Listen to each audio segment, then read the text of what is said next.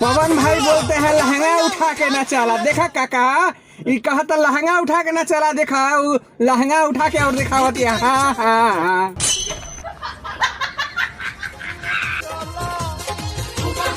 के न चला। देखा वो लहंगा उठा के और दिखावती है। हाँ हाँ भाई भौजी के रोपनिया ना करे आई एक टवनिया करे आई ऐसे। हाँ हाँ हाँ एक तो हिट हो के बा कैसे भी करके करेली।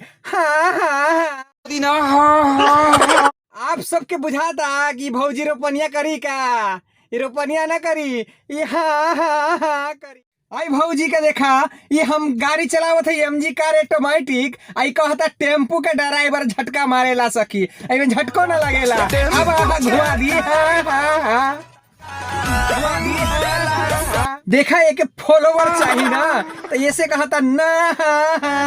पीपर में के पता नहीं फुदेना के पता नहीं खे आई कहता कि ले ला फुदेना।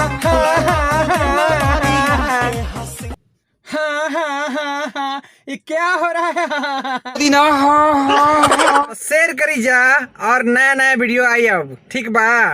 काका भी देखा था देखा काका भी देख रहा बा ध्यान रखा काका पे देखा।